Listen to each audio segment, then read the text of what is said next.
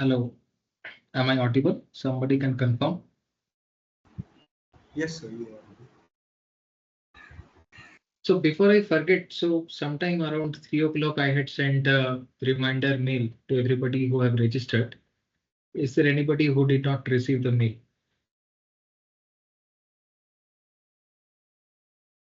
Okay, so that means in the mailing list that I have prepared, all of you are there. So that's good. Is there any updates regarding the workshop? Then all of you can be intimated. So let's wait. Okay, it's 6:30. We can start again. Let's check the charge of the system. How many people have enrolled for this? 110. So there's a diverse audience. So there are undergrads, there are postgrads, and there are some faculty members from some colleges. 90%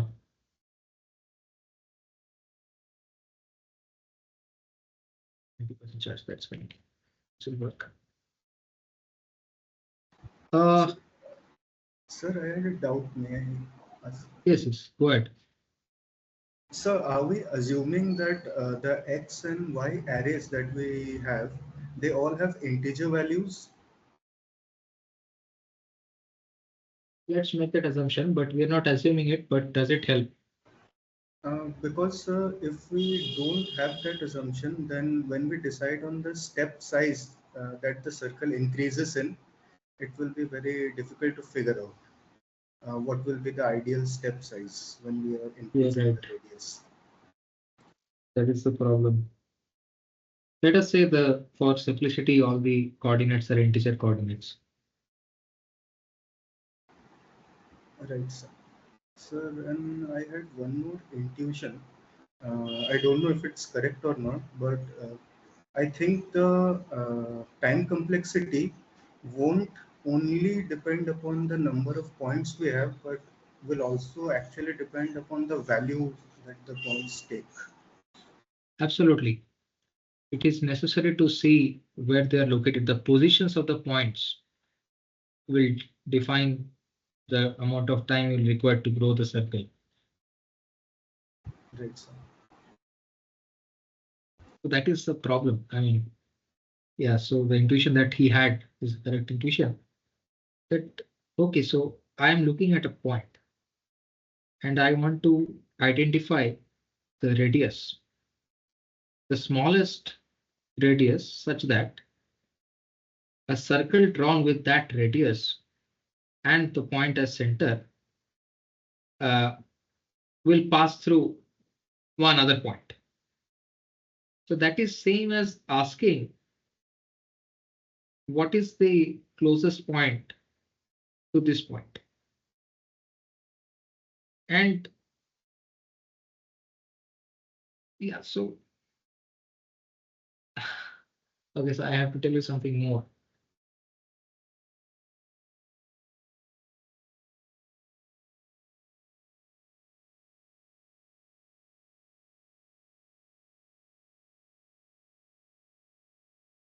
I should put it.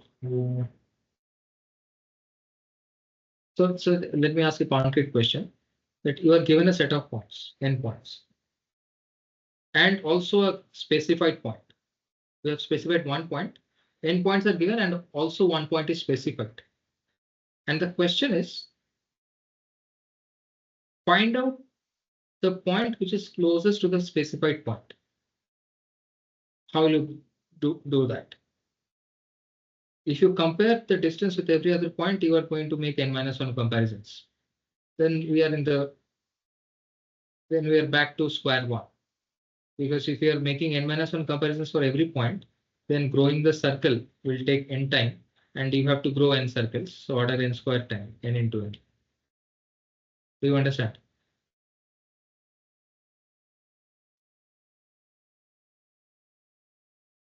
Sir, can I suggest something? Yes, please go ahead.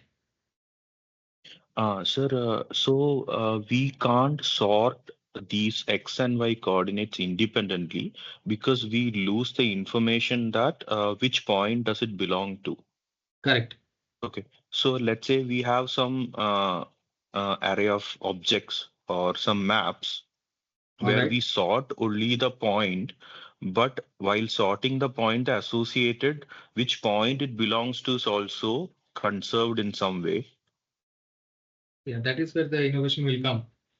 That how to conserve this information and also be able to do the sorting. Yeah, like some kind of map or something. Then we sort it independently, but while sorting, we know that uh, that which point those points belong to in X and Y coordinates independently, and Mhm. then we just the previous one which you said, no, n log n or whatever, we use that method and find the distances. And now we have two list of sorted points. Now we see that which is the pair of points which are in the least position in Okay. that pair of values which are on, let's say, in the beginning, or which is the one which is coming in the top or in the sequence. And using some absolute distance, you just add, or sum of squares or something you add, and just one loop or one or two loops you go. I don't know. Maybe that's. Valid way of thinking at the problem. There are some gaps which one needs to fill in to make it a solid algorithm.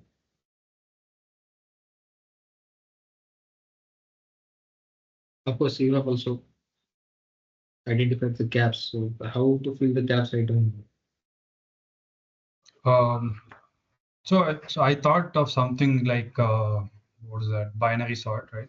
So like you take a circle of Binaries. arbitrary radius. Binary what? You know, like a binary sorting algorithm. Binary search, you mean? Yeah, binary search. Yeah, sorry. That's what I meant. Yeah. Okay. Yeah. So I thought like something along those lines. So you take like a circle of an arbitrary radius. Okay, so you have a point. You want to identify that what is the smallest Closest. circle you need to grow. Yeah. So like you just take a circle of like arbitrary radius. It like doesn't matter. All Right. right. Yeah, so like if there is no point within the circle, then take another circle of a larger radius. Else, if you have like say like 4 or 5 points within it, uh, you you take another circle which is half the radius of this one, Makes sense. Makes sense. and then you check again how many points you have within it. If it's more Okay. than one, like inside the circle, then do it again, like take it by half. And yeah, if it's only one point within it, you know that that has to be the shortest point. If it's not, then you know that your 2 points are within the the bounds of the the third and the second circle. So it has to be in that that ring shape. So you take another circle which has a radius between those two, and then do the same what is that, checking again, right? Okay. And like you converge on like the shortest I mean sorry, the closest point to that. And I feel like the what is that? The edge case, right, or the longest case is probably when the points are like right at the center or like right at the middle of one of those circles. So you end up having to take um, like like a few thousand iterations because it's Yes. they're very close together. So you'll have to like if those 2 points are very close together, that's your problem. Sorry, No, the so longest. if there are 2 points, then we will do it by brute force. So we know there are 2 points. We'll take the distance between, we'll compute the distance of the point with both the points and take the smaller. That will not be a problem. So, Oh yeah, yeah, but we can do getting that too. Yeah. but getting down to that circle, which has only a couple of points, that is the challenge. You understand? Yeah. I feel like this technique should work, right? It should be good enough. I mean, I don't Okay. know how much time it will take in terms of the O notation, but yeah. Okay. Okay. So for the benefit of everyone, let me rephrase what Ritvik just said. So we want to compute. So as per this algorithm, we want to compute for every point the smallest circle with that point as center that passes through a point outside. I mean another point. Okay, so the challenge is to grow this circle in less than order n time, because if order n time is required per point, then for n points already n into order n square time will be required, and we will be in no better shape than the brute force. Now he's suggesting that, okay, there is an approach that can probably take less than the brute force time. That is comparing this point with every other point. So what he said is the following, that consider a point. Well, I have marked this point with blue. And he said that I will draw one arbitrary circle. I mean, I will decide an arbitrary radius and I'll draw a circle. So the radius is arbitrarily decided, R.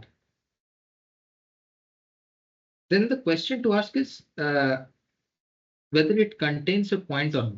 If the R was very small, for example, if R was like this R dash, let us say, then to check,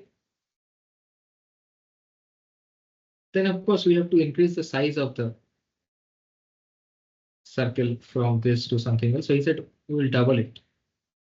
We'll keep doubling it unless we find a point inside. That is one case. The other case is when you have drawn a bigger circle than necessary, you'll halve the radius. And then at some point we'll have only a couple of points within the circle, and then we will check the distance of those couple of points and take the minimum distance. So that is the algorithm is suggested. Am I right? Yeah. Now we have to analyze the running time of this algorithm. That are we doing any better than n squared? So there are a couple of things that needs to be addressed. The first thing is, let us say the case when you have drawn a larger circle than necessary. First question is you have to answer that whether the circle contains any points. So now this containment question. So you have rest n-1 points are outside. I mean, so you have to make a decision about n-1 points, whether any of them is inside the circle.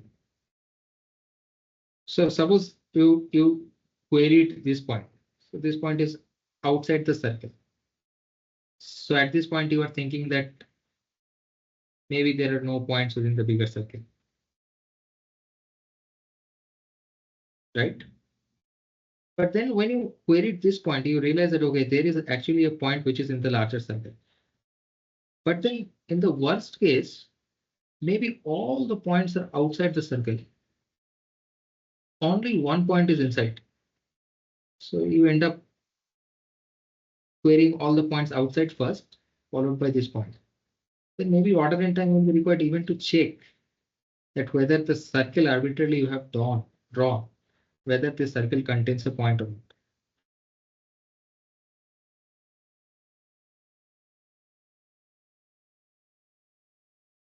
But let us say you incurred that time. That's a good point, because by drawing the circle, you need to decide, right, whether the points are inside or outside. And Exactly. you're saying that it will take like longer to even just check that. If you're not lucky, if you're unlucky, if you let us say, yeah. So luck will play a role. But let us say you are lucky. Then you say that, okay, there are so many, let us say you identify there is a point here. But you also identified there are multiple points. Let us say you have identified in some time. Then you say that, okay, then my circle is not the right circle. There is scope for improvement. So you reduce the size. And then you have a smaller circle. Then you again do this exercise. Then again, there is some cost. But finally, the problem is what the first person, Indronil, pointed out. He said that if the points are like too far apart, so this is one point. around which you want to draw a circle, the smallest circle. Now, let us say this point is 5, 5. And let us say all other points are like too far apart. And then you have drawn a circle which did not contain anything. Then you doubled its size. Again, it did not contain anything. And you kept doubling, doubling, doubling. How long will you keep doubling? You do not know, because you do not know where the other points are. Maybe the other points are at 10 to the power 50. That is also possible. That is what Indranil pointed out. Isn't it, Indranil? Yes, sir. Yes. So that is another problem with this approach. Actually, I found another flaw, and that's like you need to know, right, if these points are inside the circle. Yes. And you'll know that by having to compute the distance, which is the same as like brute forcing. So because you'll have to compute the distance between all the points anyhow. Correct. So That makes it redundant again. Yeah. So you are back to square one. You are back to where you started with. Yeah. So I see there are a couple of questions on the chat. Second circle should be smaller in radius. Yes, if you have already concluded that you have drawn a bigger circle. If you have concluded that you have drawn a bigger circle, then you will try to reduce it by half. That's what he suggested. Similarly, third circle should be smaller than the first. Yeah, I mean, so you understand. You keep on decreasing the circle radius if you feel that that is the right thing to do. I mean, even to feel that you have to do some computations, and you keep increasing the circle size if you feel that that is the right thing to do. But feeling that will require some running time. Okay. Yes, sir. And also, if the points are extremely close to each other and our step value is like above all those, Yes. Like a bigger value, then it again, we don't know how to calibrate it. Yes. So to identify that what is my first guess of the radius, that is a matter of luck. That sometimes you could be lucky, sometimes you could be unlucky. If you're unlucky, then it will take a lot of time. And that time will be independent of n. That would be dependent on the positions of the points, like the absolute distances between the points.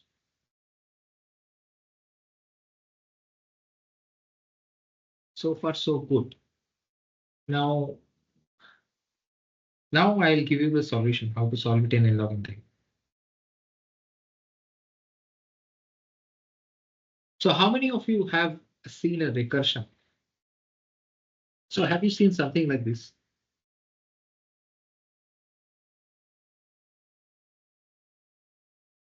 Have you seen a statement like this?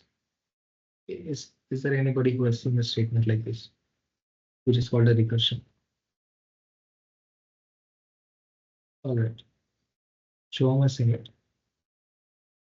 Okay. Haven't seen the statement. Okay. Couple of you haven't seen it. All right. So I will try to make it semi-formal. I'll give you a high-level idea of what needs to be done. That is the job to be done today, not to be very formal. Yes. This is the regression for March sort that somebody is pointing out. This is the regression. So if you have seen March sort and the analysis of March sort, you must have seen this regression. Okay. So first, let me tell you how to handle the problem. Okay. Recursion is where a function refers itself, right? Yeah, that is correct. So hence T is a function which is denoting running time on an input having size, that is the parameter, and size input and y2 size input. So it is saying that the running time of an algorithm given input of size n depends as 2 times the running time of the algorithm for given input of size n by 2 plus additional linear time, order n time. So this is like some function of n, let's say 7n plus 15. And then somebody can write, there is a way to solve this recursion. So it turns out that this is order n log. That if that is the nature of the algorithm, then the total running time for an input of size n is going to be n log. But let us not worry about these things. Let us forget what is recursion for a moment. Let us try to look at the solution. Let us try to see how this simple looking problem that n points are given to you and you want to find the closest pair in n log n time can be solved, at least conceptually. All right. So this is the way to go.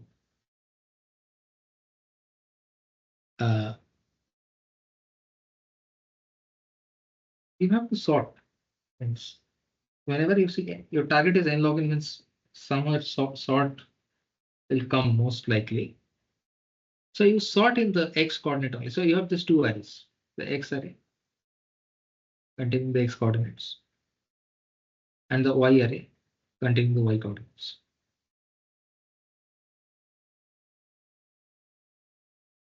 Right. So sorting is inevitable. So what I'm going to do is I'm going to sort the x array. So we have the points.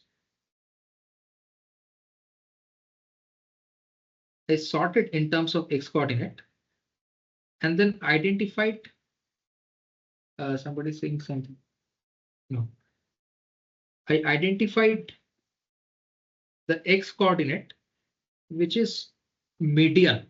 So what does it mean? Let us say this is the median x coordinate. So that means if you draw a vertical line through this point, then the number of points on this side is equal to the number of points on this side. So how many points we have on left side? 1, 2, 3, 4, 5, 6, 7. 1, 2, 3, 4, 5, 6, 7, 8, 9. So this is not the median. We have to move forward.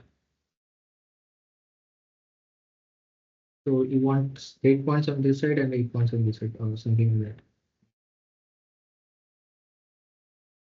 that. Okay, I move this slightly to the left, and now I'll draw a horizontal line. Sorry, the vertical line. So I'm drawing the vertical line through this point. Now you see to its left, there are 4 plus 4, 8 points. Here also 8 points. So this is what I call the point with median x coordinate.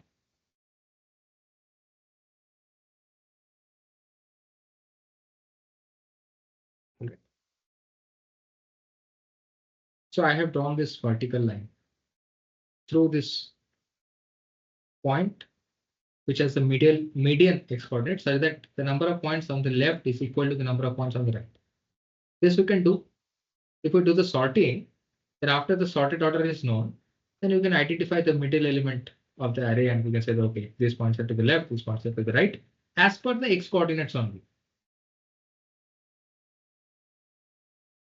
So far, so good.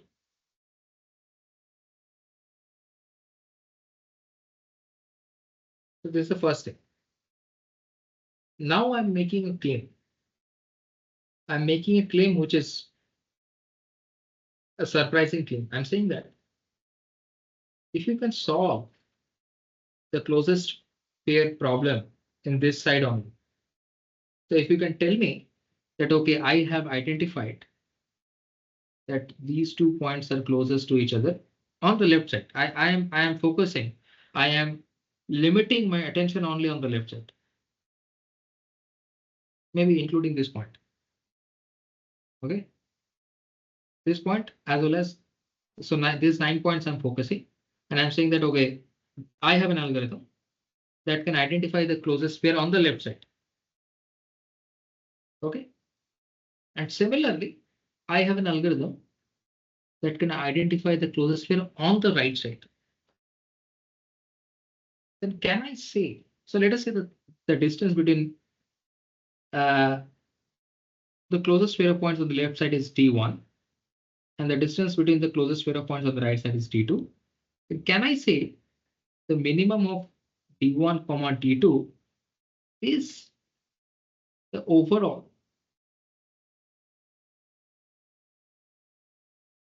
closest distance between any pair.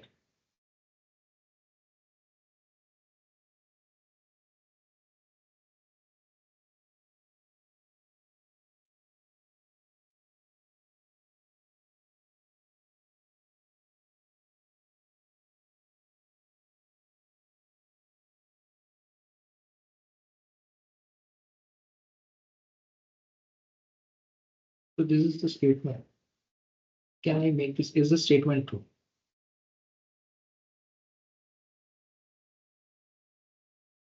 Is it true or is it false?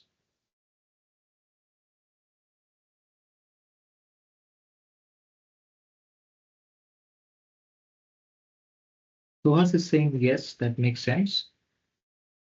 Soham is saying no, that doesn't make sense. That's false. Ashwin is also saying it's false.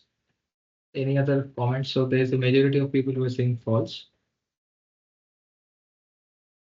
Indra is saying it makes sense. True. Manu is also saying it's true.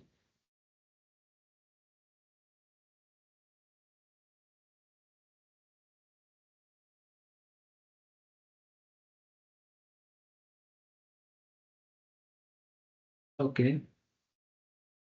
So Ashwin has offered an explanation. So he said this is false, and he's saying that Deepak has also offered an explanation. So let's look at what Ashwin has to say. Ashwin says that there could be one point on the left side and one point on the right side, which are very close to the green line, and that could form the closest pair. Deepak is saying, how about 2 points very close to green line? One on the left side and one on the right side. Exactly the same thing he's saying.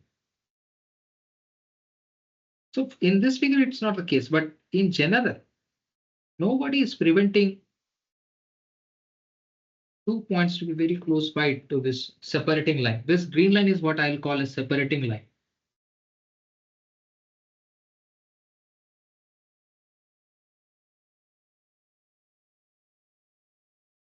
So does it seem to be true? Is the statement still, those who said that it's true, what do they say now?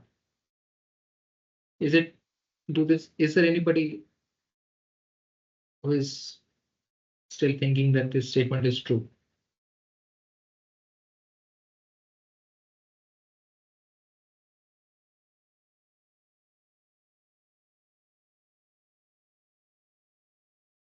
How about Indranil? What do you think?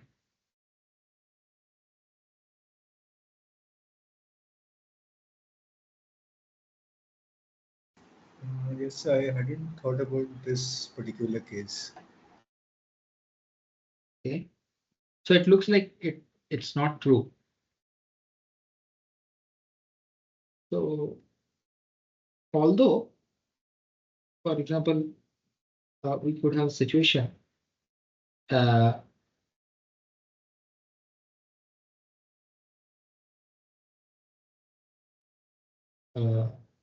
smooth this thing. So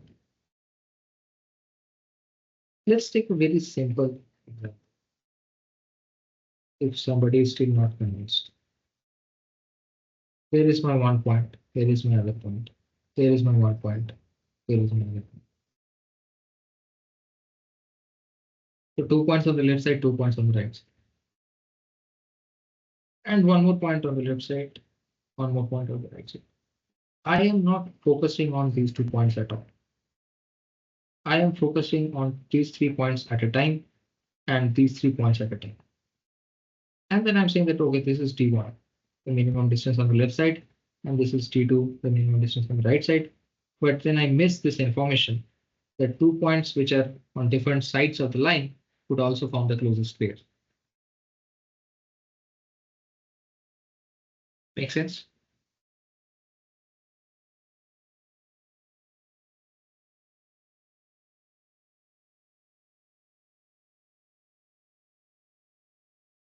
So can we conclude that this statement is false?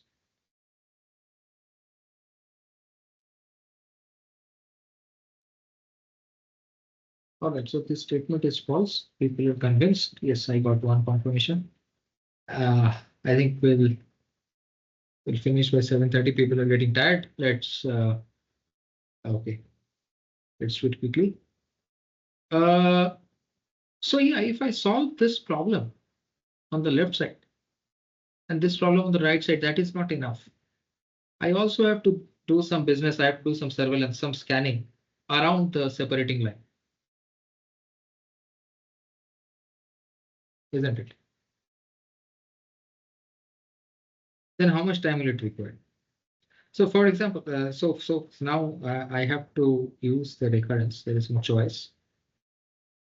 So the running time I am going to incur total running time is the running time for solving the left side, which is n by 2 points. So I am going to call it Tn by 2 plus the running time on the right side, again Tn by 2 plus some time in scanning plus the time to scan the scan in the neighborhood of the separating line. That is my overall running time. Is it right?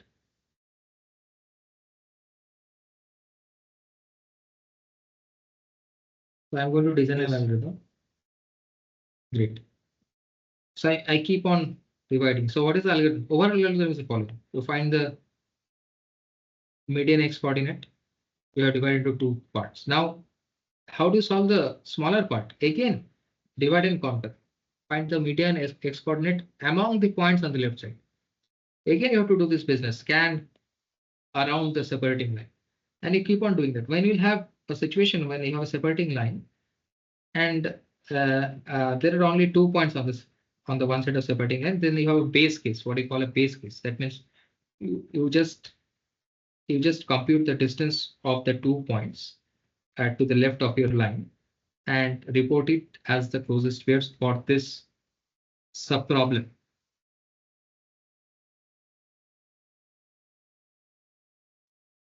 Right. So if this time to scan the neighborhood. So now we have to focus on this additional time. So how much time will it take to scan the neighborhood? So you have to check, okay, if there's a point here very close to the separating line and another point here, I will measure its distance and I will check if it is smaller than the minimum of D1 and D2. So remember what is D1 and D2? D1 is the minimum distance between n two points, the closest pair distance on the left side, and D2 is the closest pair distance on the right side. Now, if you identify a pair here, which is smaller than D1 and D2, then you will say, no, I am going to report this. So how much time will it take to do this scanning? In the worst case. I mean, how will you identify 2 points that are on either sides of the dividing line? It could be any 2 points on either side, right? Makes sense. So basically. So, like, can I say something? Yes, please go ahead. So, since the separating line also passes through a point, and Yes. D1 is the smallest distance in the on the left side, so any point which is closer by to the separating line on the left side can be at least D1 distance away, if at all any two closest pair of points exist. And on the Very right nice. side, it is at least D2. Makes sense. So we can measure the close neighborhood from the separating line, D1 on the left and D2 on the right. But how do you know D1 and D2? D1 and D2 Like will be D1 and given. D2 I already know, right? So that is the assumption of the algorithm. Any divide and conquer algorithm will sort of say that, okay, I am going to solve the larger problem of size n. If I know the solution to the two smaller problems, then additional work I have to do this. Yeah, because finally we can keep dividing and go to the base case. So assume that you know D1 and D2. Now the question is how much time we have to spend on scanning the neighborhood of the separating line to decide whether to report minimum of D1 and D2 or to report something that is going across the separating line.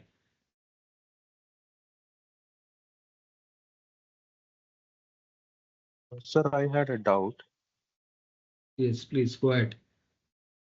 Why do we have to go to the base case, sir? We are actually not taking the mean of x and then drawing the line. We are taking the median.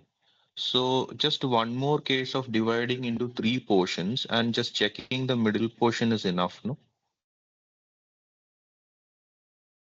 So first you have identified the separating line, which is the median x coordinate, which is defined by the median x coordinate. And then what you Yes. do? Then, like you did, we found the least D1 and least D2 on either sides. Okay. Now one more time we go in and we divide the entire set of points into three parts. Again, arrange them in a ascending or descending order and take three parts and just check the middle part. That should be enough, no? Oh, I see what you're saying. So you are saying that you want to find not the median, but the 1/3 of n, 2/3 of n, and nth x coordinates. So now you have a situation like this. So Yeah, 1/3, we go from 1/3. between 1/3 and 2/3, we check like we did, which is the least. And the intersection of all these three will be the least.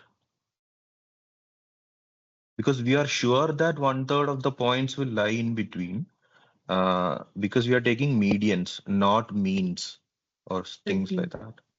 Makes sense to me. So you're saying that first step is divide into two parts.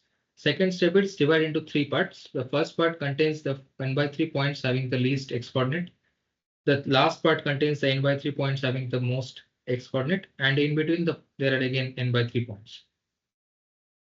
Yes. And now you're saying that if you have to report a pair which goes across the median line, then these two points on the left and right must lie within the middle strip. Yes, let's say it is D3. So the minimum of D1, D2, and D3 will be the shortest line or All right, let's call it distance. D3. Let's say we call it D3. So there is a D3 also. All right, so how do you find again? So now what is the recurrence? So how do you find D1 on one side? And so D1 and D2 is out of the first pass. In the second pass, you are only focusing on the points in the middle, nothing else. You don't care about these points, you don't care about these points. Now you have n/3 points, and you are asking that what is the closest pair? Then you are back to square one. You are asking the original question with a slightly smaller input size. Yeah, at that point you can recursively apply it, right? Yes, so what is the recursion? Yeah, well, for the middle one, you can again divide it into three and then see, because the outer halves will be taken care of by our by the first division that we did, right? Actually, wait, I think dividing it by three will produce. Yeah, you will have to do that for the rest of the times when we divide the space by two, right? So, like, I think the recursion will like increase exponentially here. I don't think like this will make There it is any another faster. problem. There is another problem, and that problem is we are making an assumption. We're making an assumption that this task, that the time to scan the neighborhood of the separating line. So this is the first separating line. I'm referring to the first separating line. That is the line which sort of is defined by the median x coordinate. So this is my separating line. So I Instead do of not. to three, like the complexity for separating and searching the neighborhood is O of n, so that would be better. Yes. If somebody can do it in order n time, then we will done. We will be done. This task, our goal is to do in order n time. Then this is nothing but the recurrence for mod sort, and that will take n log n time. That is valid point. But I am saying why what Manu has suggested is not going to work. So he said that I want to focus on this part, which contains n by 3 points, the middle n by 3 points. Now, how do you know that this task is already accomplished by focusing on this n by 3 points only? Because there could be so many points which are very near to the horizontal line. Maybe n by 2 points are very near to the horizontal line. Half of the points are n by 2 points are here. Half of the points are here n by 2. But you never know whether so many points are concentrated along the separating line. You are saying that no, I am going to only look at n by 3 points.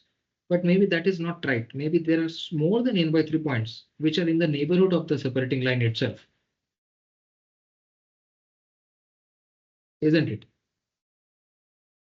Sir, there will not be more than n by 3 because we are dividing it according to n by 3, n by 3, n by 3. No, that is fine. I'm saying this task is necessary. So what is this task? This task is to identify whether there is a point on the left side of the separating line and the right side of the separating line that realize a smaller distance than D1 and D2. That is the task we want to perform. Right? You want to identify However, D3. we found out, yes, sir. However, we found out D1 and D2 by dividing into two portions. That same method we can use here on all the points and find the least, that is D3. We have not found D1 and D2 at all. We will find it through this recurrence. That is our claim. And if we have to find D1 and D2, then you have to perform this task.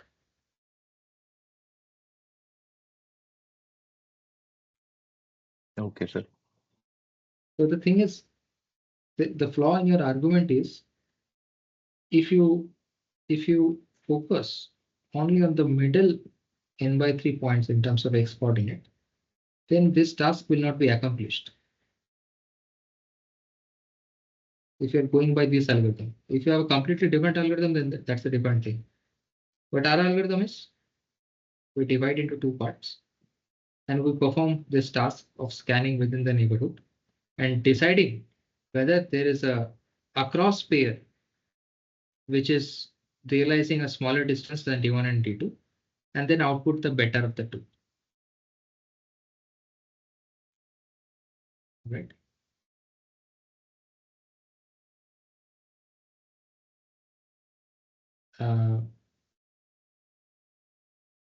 So yeah, somebody pointed out that how do we do it in order and time? So there could be so many points here that needs to be compared here. Maybe n by 4 points here needs to be compared with n by 4 points. So then how many pairs? Already n squared by 8, 16. That is problematic. Sir, we should take the minimum x distance in D1 and D2. So if we should search till that x minimum. Yes. Back. So after if it's x minimum, it's not necessary to search. Yes, that is what Kostov had pointed out. So I'll formalize this. I'll write it. I'll say it more formally. So since we're doing a recursion, we know the solutions to the subproblems. So we know that for the left-hand side n by 2 points, the closest pair distance is D1, and the closest pair distance is D2. So if at all there is a better pair, there's a closer pair here, they cannot be too far off than D1 and D2. So if we concentrate, if we focus our attention within, let us say, the minimum of D1 and D2 is denoted by D. So if we focus our attention in a strip of width D on the left side and width D on the right side, then we will not make any mistakes. Means by focusing on this strip of length width 2D, so D on the left side and D on the right side, we will be able to answer whether there is an across pair of closest distance less than D. Is that easy to see?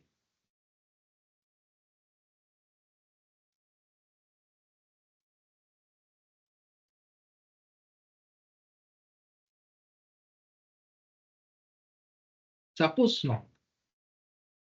Suppose that the closest across pair was such that one point was to the left of this green strip and the other point was to the right of the separating line. Then what is the distance between these 2 points?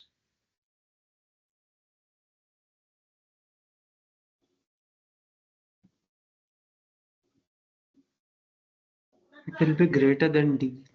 Yes, so this is already D. So you have defined a strip of D width only. Now, if you are saying that no, there is a across pair which is beyond, one of the points is beyond this strip, to the left of this strip, then the distance is bound to be more than D. So clearly, if you focus only within the strip, then it is sufficient to identify a pair of distance D or less.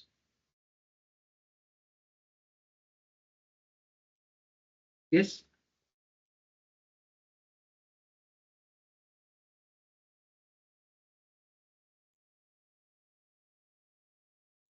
Yes. Great.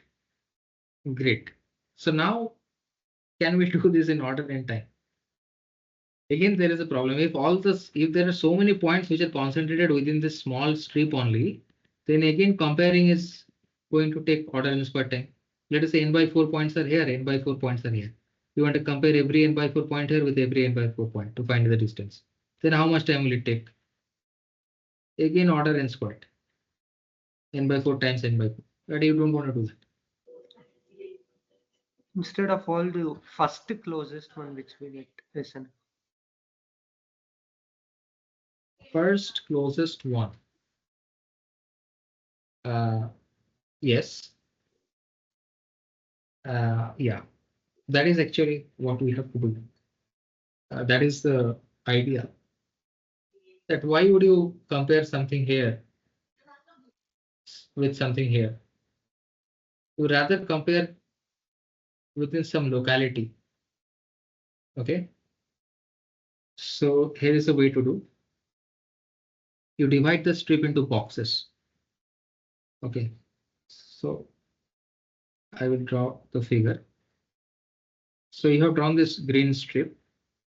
Now you want to focus more finely. You want to focus even more finely within the green strip. You want to what we call exploit the locality. So you have to look more closely. So we are going to draw some boxes. So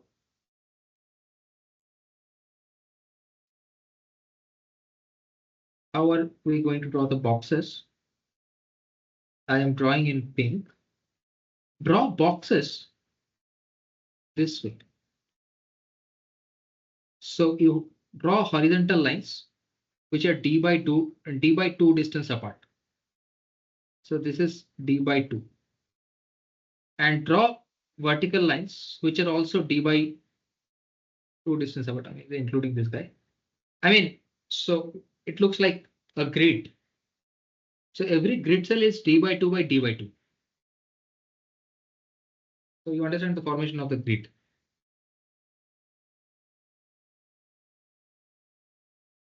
So it is like a chessboard. In a chessboard, so you have divided the entire strip into a chessboard, where each cell of the chessboard is d by 2 times d by 2. So what is d? D is again the minimum of d1 and d2. Now, can you see that every chessboard cell or grid cell contains at most one input point. It cannot contain two input points.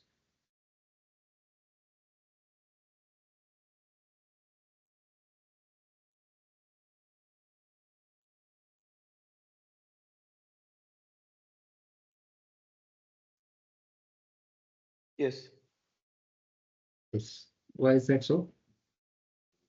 because at any side of the separating line, the minimum distance cannot be more than d. Wow, that is exactly the answer. So you know that between any two points on either side, the minimum distance is d. Now, what is the length of the diagonal of each grid cell? That is d by 2 squared into 2 root. I mean, you can use the Pythagorean theorem. So this is your box. This is d by 2, and this what is it called? The perpendicular is d by 2, and the base is also d by 2. Then the diagonal distance is less than d. What is the diagonal distance? D square by D by root 2. yes. So what did I do? What? D square by 2 plus d square by 2. Sorry. Let me insert. D square by 4 plus D square by 4. Yes, yes, yes.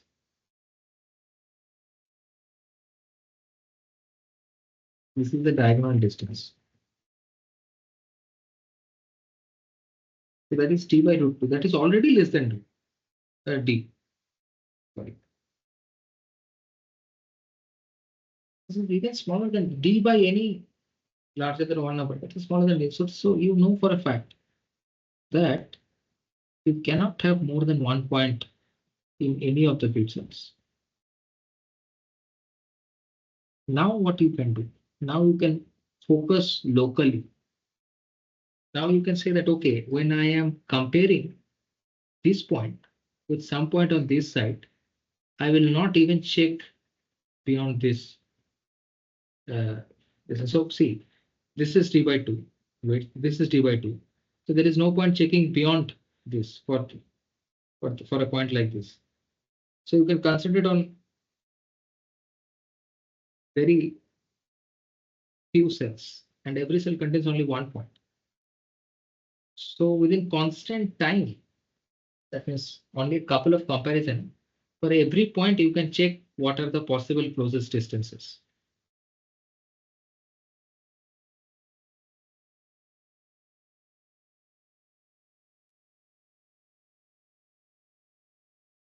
Does that make sense? So do you have to check this point with this point? No, because even the vertical distance is d by 2, d by 2, d by 2, 3d by 2 apart. You may have to check this with this, that I can agree, but not this with this.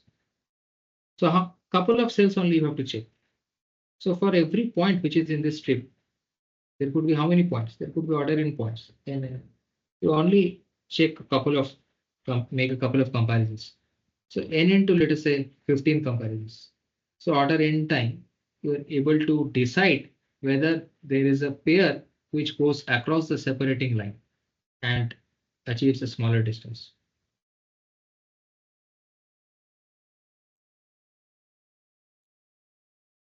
So this is slightly difficult to digest. I would encourage you to ask questions if you are not sure what has happened.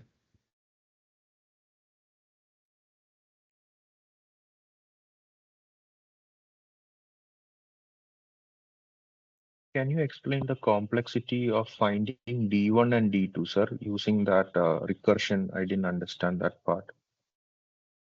Okay. So have you seen any divide and conquer algorithm like Mart sort? No, sir, I haven't. Okay. All right.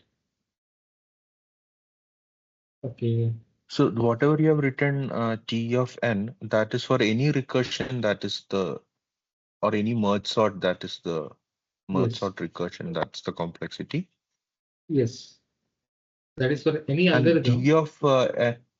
T of n by 2 means what, sir? Order of n square or n? So what is it?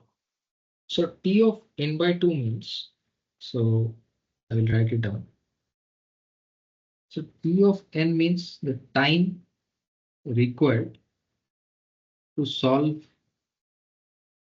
a problem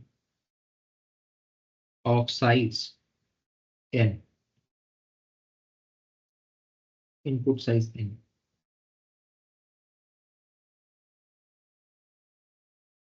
So this is a function. So the function t denotes the time. But what is the parameter it takes? It takes n as parameter.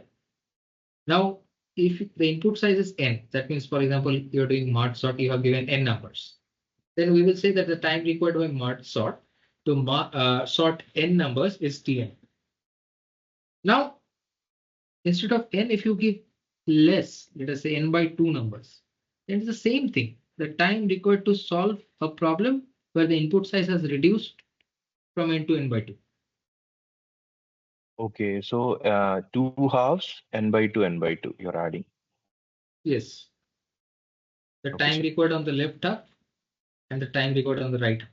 Plus this additional task, which we have to decide that whether there is a across possibility, there is a point on the left side and the point on the right side that can cause trouble, that can be a candidate for the closest distance pair.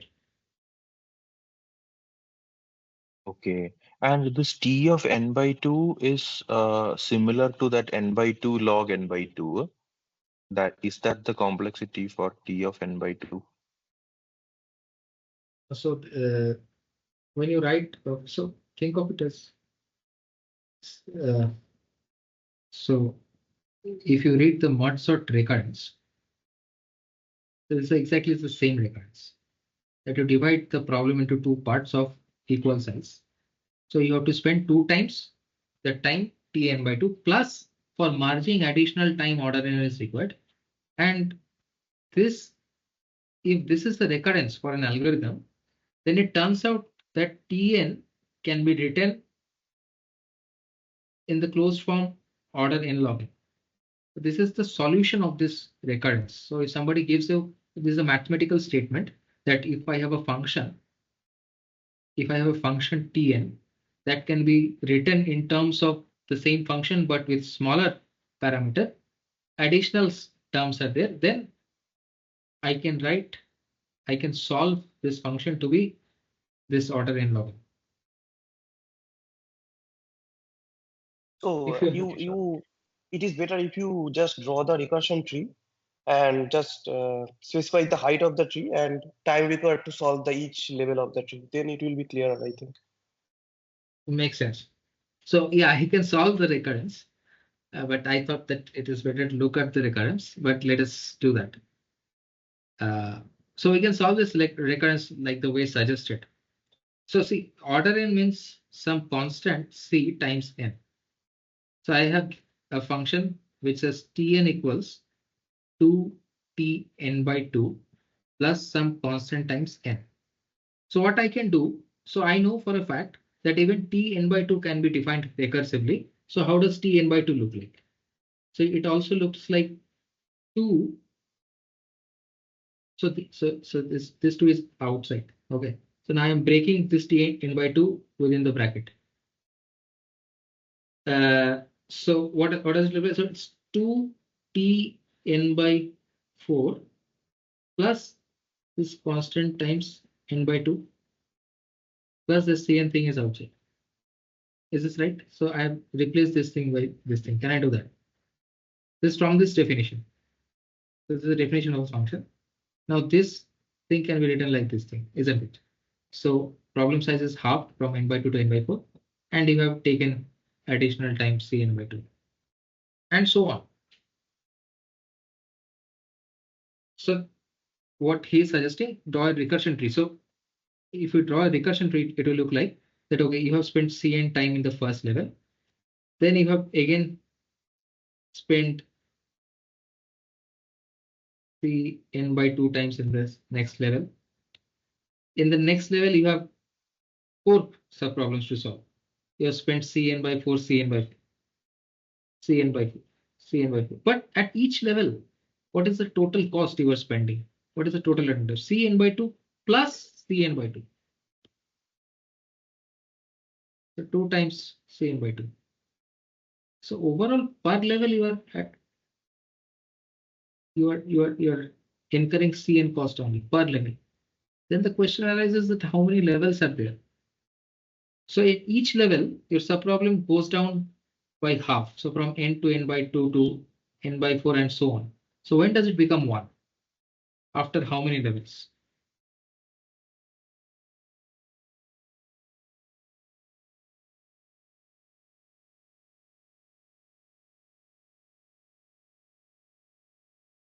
For n equal Should to be some 2 infinite. power x. Okay, who is saying it is infinite? Wait, sorry. You should divide it by n times and then you get 1. Sorry, I was thinking something else. Yeah, some 2 power x value, x is the number of levels equal to n. Yeah. This is happening. So x is the number of levels. So at the x level, you have a problem size of n by 2 to the x, and you are equating it to 1. Log n, okay. Log n base 2. Yes. So how many levels?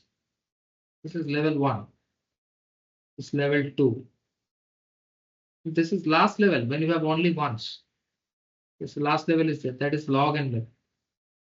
So every level you have incurred Cn cost.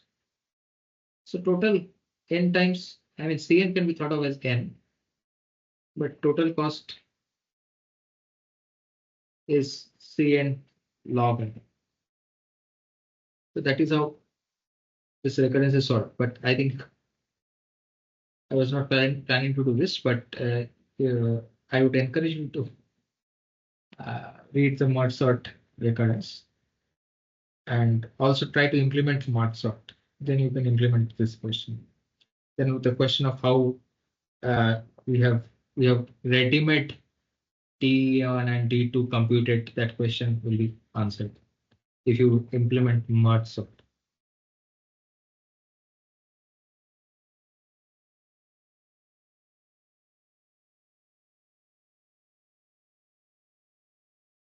Is that fine?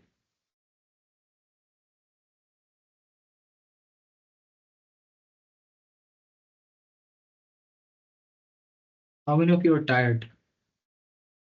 Feel free to be honest. If you're tired, you can raise your hand. Okay, at least one person is tired. I am tired. I will raise my hand. Is it working? Okay. Okay, so the majority of the people are not tired. Or maybe they are not listening.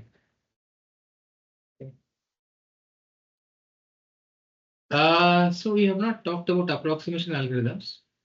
So we're not going by the plan. That's fine. We don't have to finish everything. So I'll post a. Okay, let's do this. So the next, I mean, at 7:30, our plan is to ask questions and have discussion. So at 7:30, the plan is discussion and Q&A. So you have anything to discuss? I mean, I'm tired, but if you also talk, we can talk. So I don't want to be conducting another talk right now on approximation algorithms. We'll do it tomorrow. But if you have some feedback also or something, you thought it was too slow, too fast, it was totally out of, you could grasp, like it went ahead of your head, it was okay. So give me some comments about the pace of the presentation, the speed of the presentation. Was it slow, fast?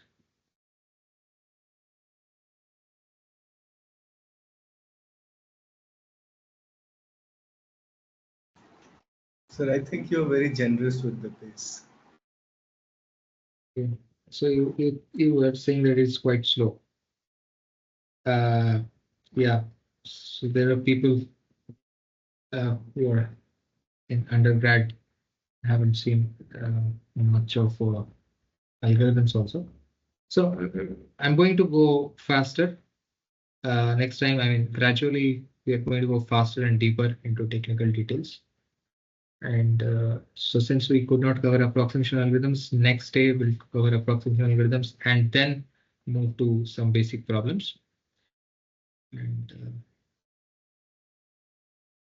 anything about the presentation, like this presentation style? Was it like satisfactory? Or like you want to see more slides than handwriting?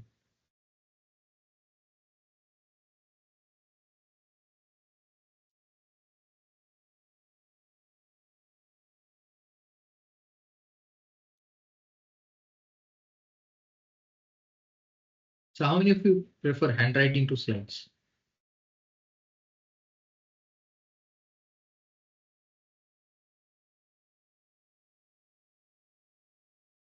Also loves handwriting. Seems good. Okay. Number of you prefer handwriting to slides. So I will not. Yeah, I will not show many slides. Okay. Handwriting is much lucid. Noreen, thank you. Any comments? You have anything? I mean, we are doing this workshop uh, as an experiment. If there is more interest, we can do many things together. So the thing is, Manu is saying slides and handwriting is better, so saves time. If standard material, we can put on slides like this time. So whenever I feel that the discussion gets technical and I give you slides, people find it difficult to follow because I move from one slide to the next. And then if something is not clear here, then something will remain unclear there also, the next one. And then not many people are forthcoming and asking to show the slide again. And then people lose it all and then they will drop the call. So I'm very happy that 18 people are in the call right now. Maybe some of them are not listening, but at least I think 3-4 people are responding, even after more than 2.5 hours of bombarding technical things. I think we'll finish in a few minutes. If you have any parting comments, anything you'd like to see tomorrow, if you have any pressing questions, you can always email me. Some comments you have. So where will you upload the recordings? I'll discuss with Professor Satish. We'll see how to distribute it to you, to the registered participants. We'll let you know. Because like I have my final exam starting from Monday, so Okay. like You sem and don't- exams. How So come? like I thought the sems are over. no, this is my second sem that is going to get over. This is the final and exam for.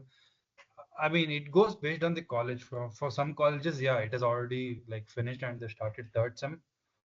But in other colleges, like they're still doing it, and for others, they're still lagging behind. Well, at least in RVC, they're going to do the assignments from Monday. So Okay, I see. So yeah, yeah, you focus on your work. You try to do well in the exam. I mean, like I might not be able to attend sessions tomorrow and day after, but I'll be able to come on Monday. Okay. Like, Okay. so like in that case, a recording would be pretty helpful because I could watch it after the exam's over.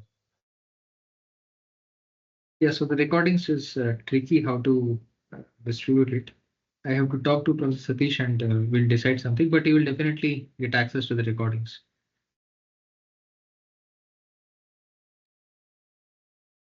Okay, sir. Yeah.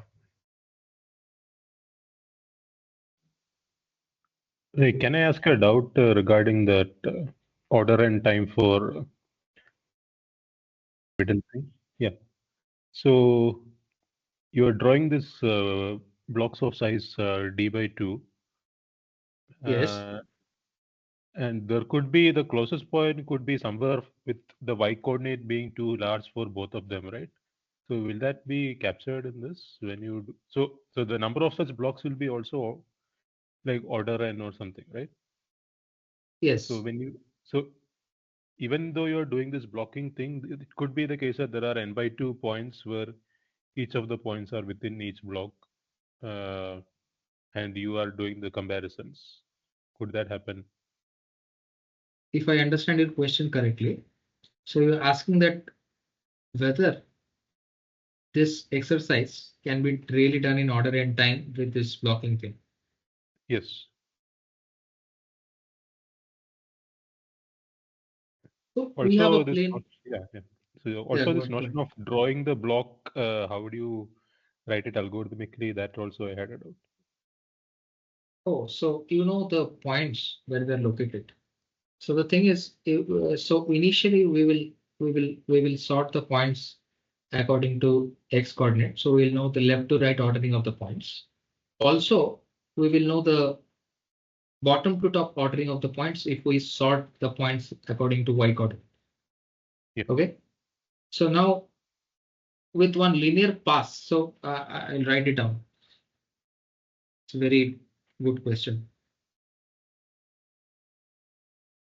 So the question is that, okay, I understand there is a separating line and we are focusing on a strip of width d by 2. So this is d, this is d. Now the question is,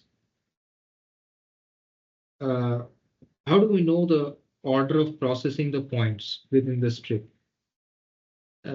Is that the right way to ask the question? That you want to know the order of the processing of the Yeah, you points? mentioned you're dividing into blocks. That's like a geometric thing, and how Yes. do So how you to write it down? implement? Yes. So this is how it is. So we understand that potentially order endpoints could be within the strip itself. So potentially maybe n by 4 points are within the strip. That is possible. So once we have done this conceptual, what I call partition into, I call it partition into grid. So you can think of it as chessboard partitioning. So it's grid partition. So now you know for a fact that at most order n grid cells are non-empty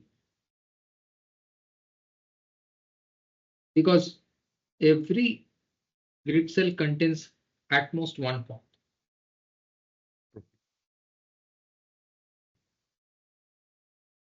That if the distance is d here, then this distance is less than d. So every grid cell has at most one point. So you know that at most order n grid cells are non-empty. Yes. And now initially you will do one pre-processing step before the algorithm proceeds. What is the step? So let us say P denotes the set of points. So I will sort the points in P.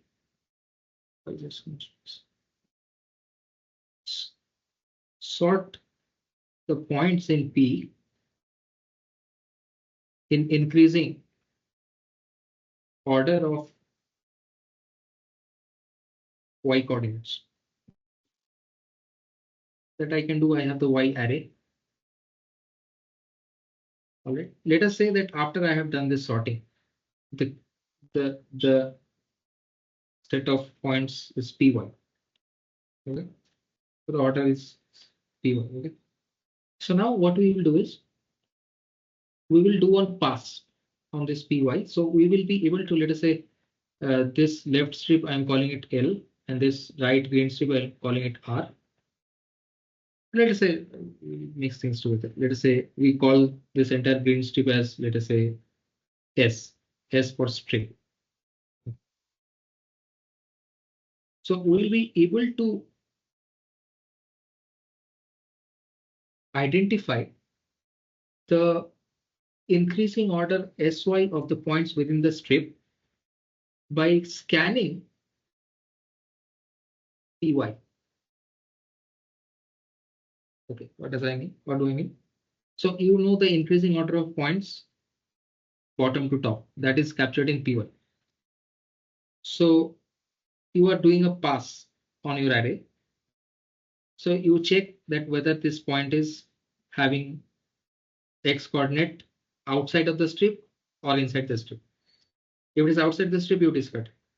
If it is inside the strip, then you will put it into SY. So you will be able to recover the increasing order of points within the strip according to Y coordinate that you can do. Am I making sense? So you're scanning it using the Y coordinate increasing order. Yes. That I got, yeah. So you will be able to recover that what is the order of the points in increasing Y coordinate within the strip S that you can do in linear time. Yes. Now for every point, so the gridding is, so let us say the base of the grid, you start it as x equal to 0. And then the next line is x is equal to d by 2 and so on. So you will be able to identify for each point which grid cell it is part of in constant time. Sir, you mean y equal to d by 2, sir? X equal Yes, y equal to. I'm sorry. Thanks, you are not sleeping. It's very late in the afternoon. In the evening. So once you have done the grid cell, then with one operation with a hash table, you can tell that which grid cells are non-empty. The rest of the grid cells you don't need to worry about. For every point you identify, it is part of which grid cell. That you can do quickly in constant time. After you have decided that which are the defining lines of your grid cell. So there is no reason to start at y equal to 0. You can start at y equal to 0.5 also, but you have to keep the distance d by 2. Try to think about it. That is the way to implement. There could be a point with Y coordinate like very huge, right? So when you're scanning Yes. with d by 2, that will maybe take a lot of time, right? No. So suppose there is a point which is very far apart. We are looking at a point which is outside of the universe, which is somewhere here. Okay, so this is very far apart from the rest of the points. This can happen. Yeah. And you have the separating line. But you know with certainty that which grid cell it is part of. You know with certainty which grid cell it is part of. Yes. Is it like you're dividing it by d by 2 or something to get the grid cell? I mean, using the Y coordinate or something like. Yes. I'm not able to. Yes. So for example, let us be more concrete. Let us say it's how do I do that?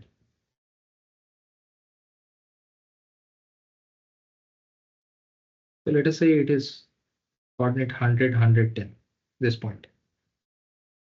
Okay. So you know that this guy. So you know that this is the left boundary of the strip, and it has equation x equal to this is 100. So let us say this is 95. Okay, you know that, and you also know that what are the two other lines which are so you have to identify. So you know that what are the equations of these lines because you have defined the grid You have defined the grid. You have defined the grid by identifying that where I start from. If you start from y is equal to 0, then you know that next one is at y is equal to d by 2, next one is at y is equal to d, and so on. So you know at this point, you can map in constant time that this point is between, let us say, I don't know, let us say x equal to, I don't know, maybe 105 and 150. Y equal to 105 and 150.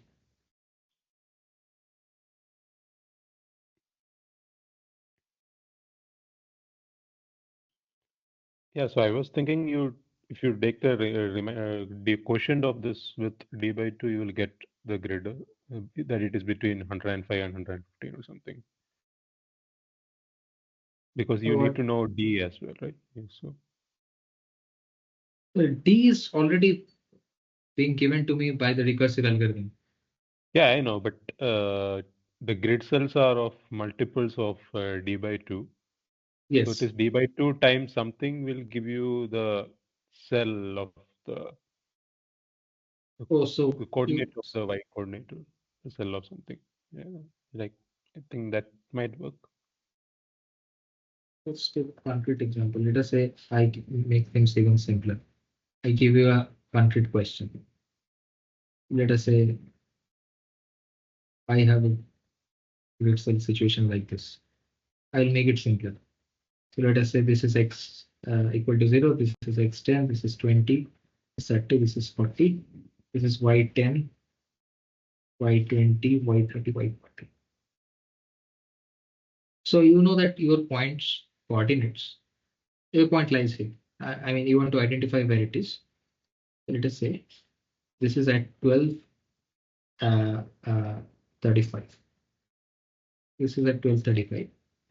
So now you can sort of represent every grid cell by its uh, bottom left corner.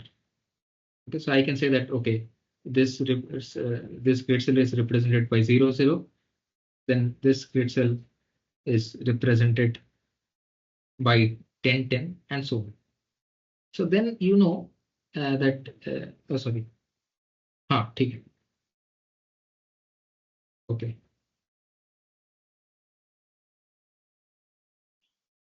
So then you can just say that okay, I am going to take the floor of this thing and multiply with 10.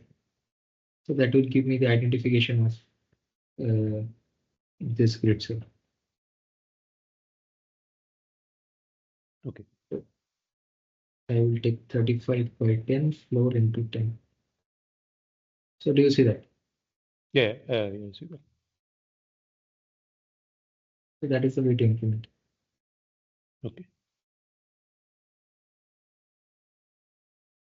So why this was not blowing up to n square is like okay. If suppose a point was part Very of far this. apart. Yeah, no, so suppose a point is part of this minimum distance, then the other point has to be in one of those 16 cells nearby or something. Yes, so, yes. So it is like that's why 15, 16 times n Yes, is coming yes, in and because order n is coming in. Yeah. If it is beyond this 16 cells, then it is somewhere which is having a y distance which is more than d by 2 plus d by 2 plus d by 2 means already you're going beyond the locality. So we want to stay within the d radius of every point. That is our job. Like we initially said that, okay, can we just focus on within a small locality? This is what we have done. We have exploited the locality, that we are not going to look beyond certain space on the plane. Okay. Because it makes no sense to go very far apart more than d.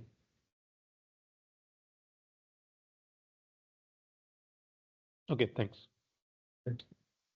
Okay.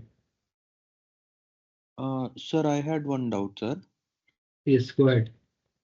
So there are n points which we are given, and can we somehow predict stochastically or probabilistically that what is the maximum number of points which can like somehow lie in the strip, that we can put a cap on the maximum number of calculations we need or something like that? Because you brought it down to a very small value, no? Compared to n, how small will that calculation be in that strip, the total number of calculations? So it's a valid question. So if I understand correctly, you are saying that can we say something like so if the points are randomly generated, then you can make an argument that within this space, in expectation, the term in probability, that in expectation we'll have at most so many points, let us say n by 10 or something. But if the points are not generated, if somebody has given the points to you, then that person could be adversarial in nature. That person could be your enemy, and he can try to give an input for which your algorithm will fail. So if you want to say something in expectation, then you have dependence on how the points are generated. If the points are generated randomly, then only you can talk about expectation. Is that the question you were asking, or did I answer something else? Yes, sir. I mean, I didn't want an exact value. Just so randomly, I understood your point. If it's random, then we can put some value to it.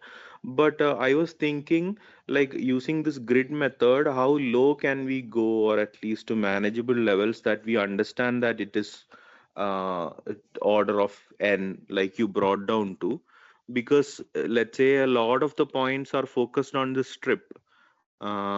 Then does it somehow come back to n square or something like that, or n log n?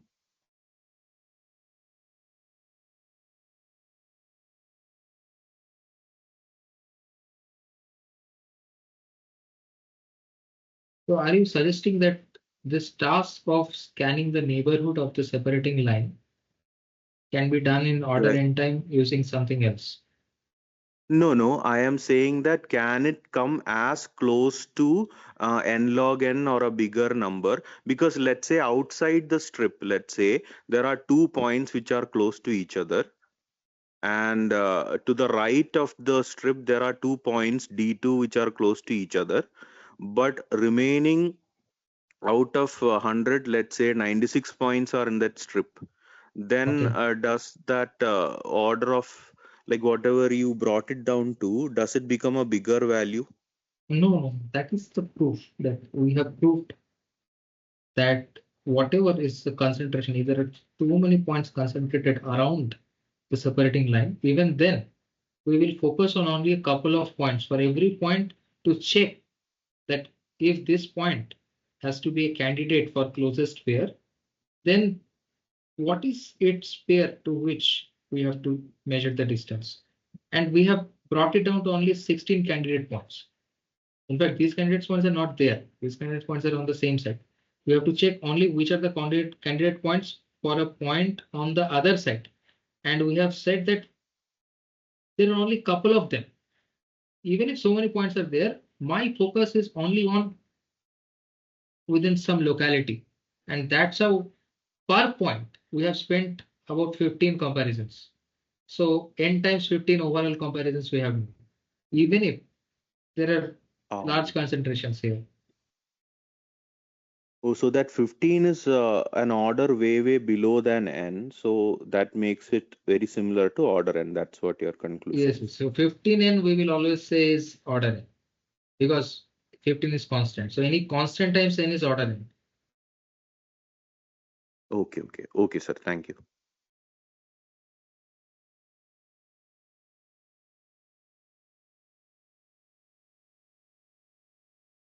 So fine, I don't want to delay your dinner. And I thank all of you for staying so long for 3 hours. I'll see you tomorrow. Okay. Take care. Bye. Thank you, sir. Good night. Okay, good night. Thank you, sir. Thank you.